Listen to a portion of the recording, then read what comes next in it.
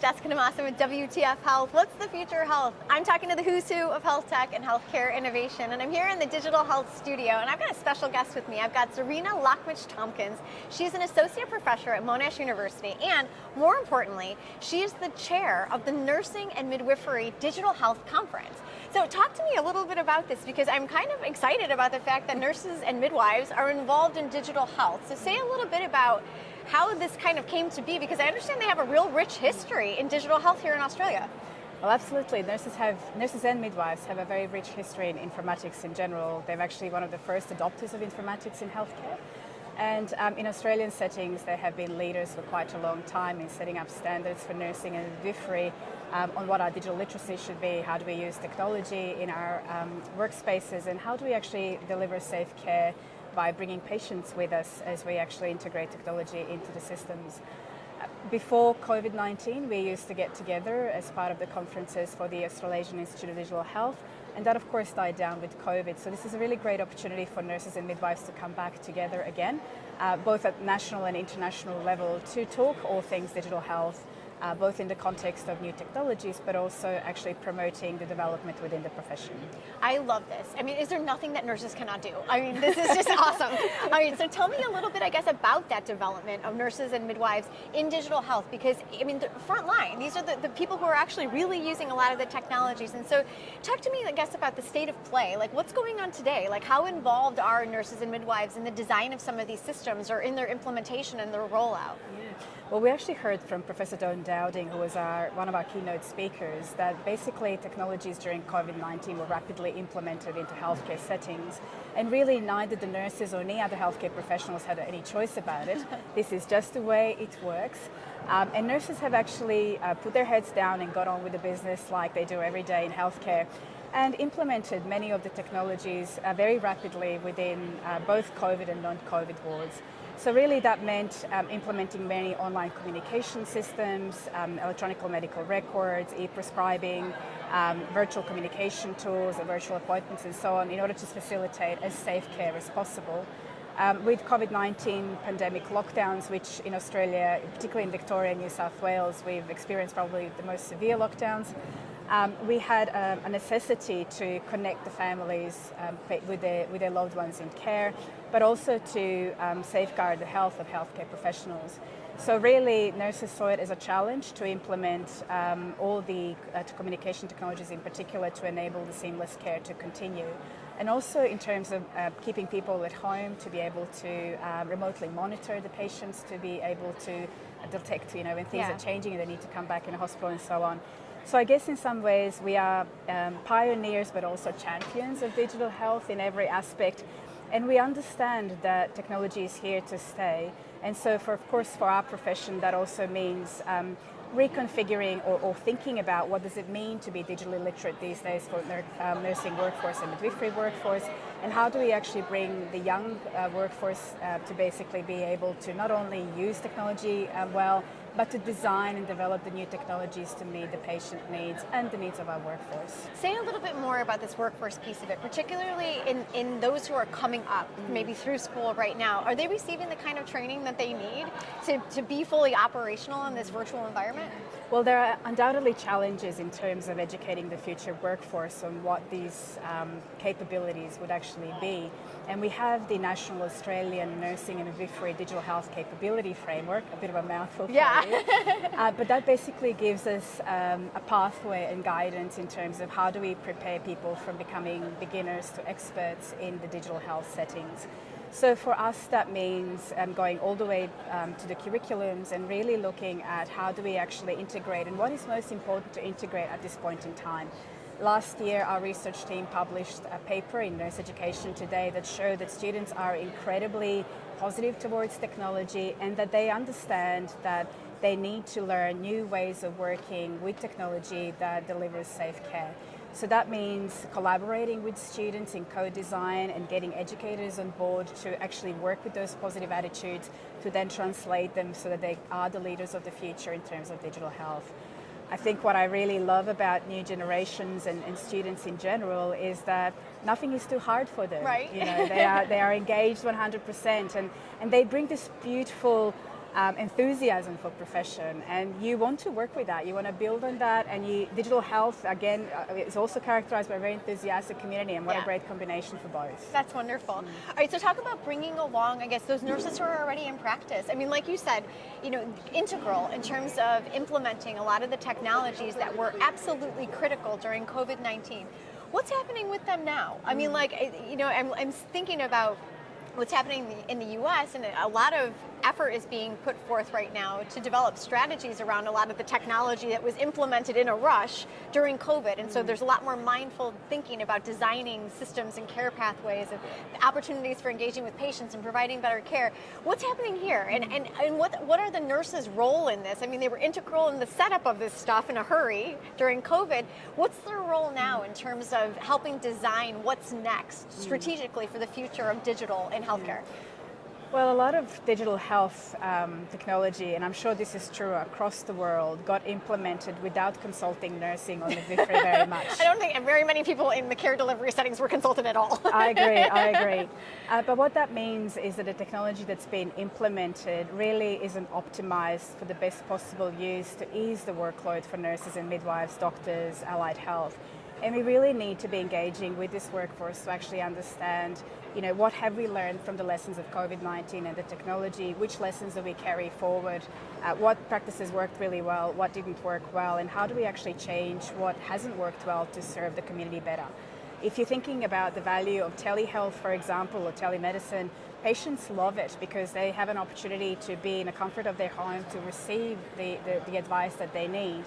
But then when it actually comes down to using this technology and to be able to actually maintain it on all the times, then that is an additional burden for clinicians. So how do we actually put these things into the workflows of the clinicians to make it more seamless than what it is at the moment? And I think for these conversations to take place, we really need to put nursing and midwifery at the table. So all the governments that are out there, all the stakeholders that are out there making these decisions that are impacting healthcare professionals need to understand that nursing in Australia, for example, constitutes 55.1% of all healthcare professionals, needs to be at the table to help continue the longevity of these digital technologies that are actually being implemented. And more importantly, through nursing and midwifery consultation, it is possible to innovate and deliver better ways of doing things than what we've done up to this point. Zerina, what are some of the challenges with that right now? Because I mean, it's hard to get a seat at the table sometimes, and I know different types of clinician communities, nurses don't feel heard, and a lot of times they're suffering burnout just like physicians are. So I mean, what are some of the challenges that you feel like the nursing and midwifery workforce are facing when it comes to digital transformation of healthcare? I mean, what are some of the challenges, and then we'll talk about the opportunities. Yeah, absolutely. So we know all with COVID-19 that there is a bit of a resignation within healthcare workforce, nursing included, and that we have a decrease in the number of people that are actually engaged with nursing. In addition to this, there is the burnout and moral injury that came with COVID as well. Right. And what we really need is for the organizations to really take up the advocacy for nursing to actually provide the work environments that are helping nurses recover from these injuries that have occurred during COVID-19. And really that comes down to supportive nurturing environments that enable nurses to really find different ways of engaging with the work environment around them. Many nurses are actually very interested in technology and really keen to learn, but when you have all this other workload with it, it's hard to actually feel enthusiasm for something when you're burning on all the other ends. So being able to create spaces for nurses to come together and to engage and to develop their practice and to be actually enabling new career pathways for nurses, like in Nurse Information Way, for example, then that might be one of the ways to actually re-engage the workforce to really lead in this space.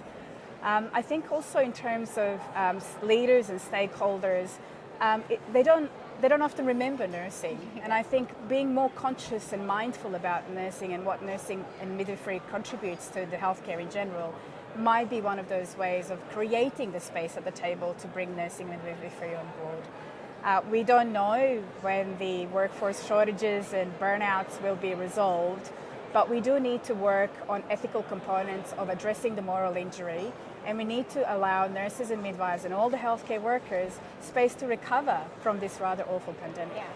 All right.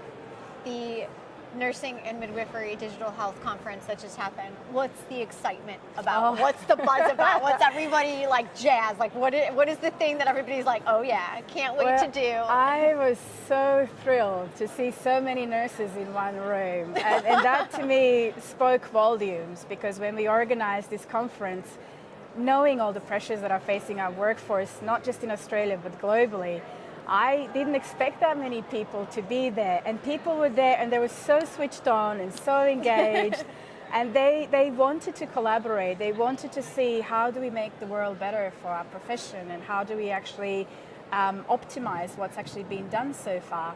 And hearing from people like Dawn Dowding from the University of Manchester, who leads in clinical decision making, and Laura Maria Poltonen from Finland, who spoke about the leadership challenges and advocacy needs. I think people really connected with those messages, and they really wanted to come back together and actually see what this change will be.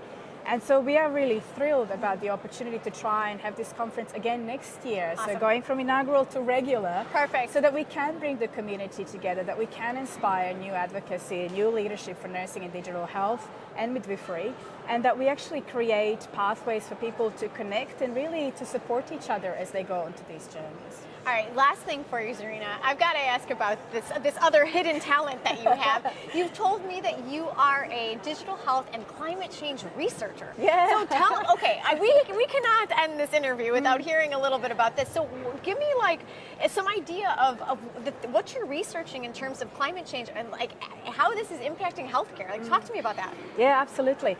So in 2019-2020, Australia had Black Summer bushfires, which actually impacted severely how the healthcare is being delivered in rural and regional areas.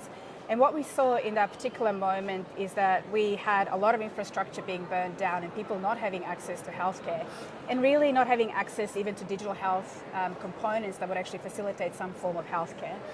And that really got me thinking about how do we make digital healthcare climate resilient, and how do we actually enable people to have access to health information at the time of need, floods, fires, thunderstorms, whatever, so that we can actually support people at the time when they need us the most. And really, a lot of my research looks at two components. The first one is how do we actually develop digital health interventions that are environmentally sustainable with a lower carbon footprint. So what do we need to be thinking about the design in terms of to make sure that we don't burn more carbon, but also that people actually can have equitable access to that particular intervention. And the second one is how do we actually use digital health and health informatics methodologies to support climate change adaptation. So for example, one of the biggest problems in climate change at the moment is our inability to capture data, real-time data that actually shows clearly which climate events have an impact on health. So for example, with heat waves, what impact do they have on stroke, on heart, on admissions to the hospital, to basically managing care when there is an increased pressure. So using health informatics methodologies, it's actually possible to understand how do we code the data. So what do we need to do in order to change that so that we can collect that data, that we can then build different types of models to predict what the pressures will be, to predict what the population will require, but also to identify best practice interventions that would actually enable people to adapt to climate change. Wow. So if you're looking at rural and regional communities, for example, what is it exactly about those settings that would facilitate them protecting their health during bushfires, during floods, and so on?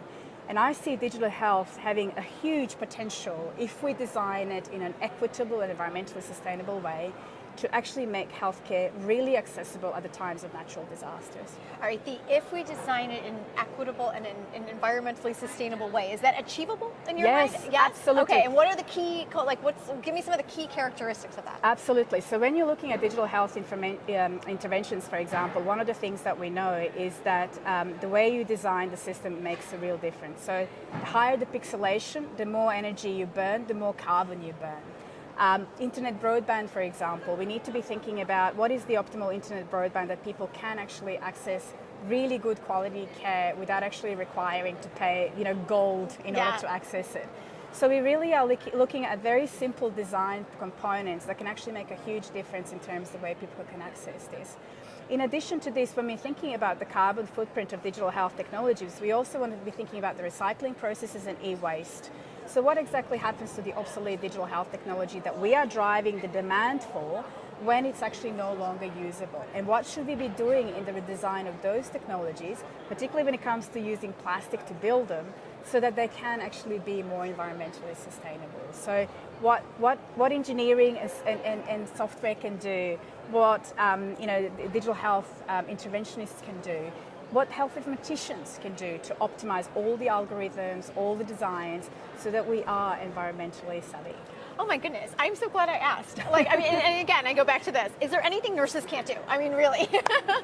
Zerina, this is fantastic. Thank you so much for sharing that little bit. If people want to learn more about this particular aspect of your work, is there a place where you're published where we can find out more about this stuff? Yeah, absolutely. So we actually published a paper in Journal of American Medical Informatics last year on carbon footprint of digital health technologies. Cool. We've also published a number of advocacy papers that actually calls for people to engage and take responsibility for what's happening in the digital health space, particularly in terms of environmental sustainability on plastics and e-waste. I also wrote a blog for the Australian Institute of Digital Health that actually talks about the responsibilities of health informaticians in the context of climate change.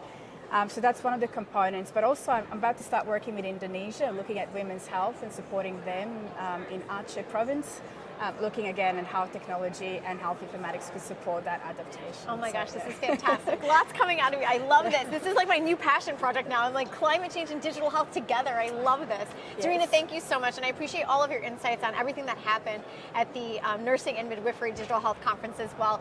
Best of luck on holding that event again next year. We'll have to stay tuned and see what comes out of that. Thank you again for the time today. Thank you very much for having me. All right, for more interviews with those who are changing the way that we do healthcare, even the climate change around the way we do healthcare, you can head on over to my YouTube channel. It's youtube.com/WTF Health. I'm Jessica DeMassa. Thank you so much for joining us. Take care.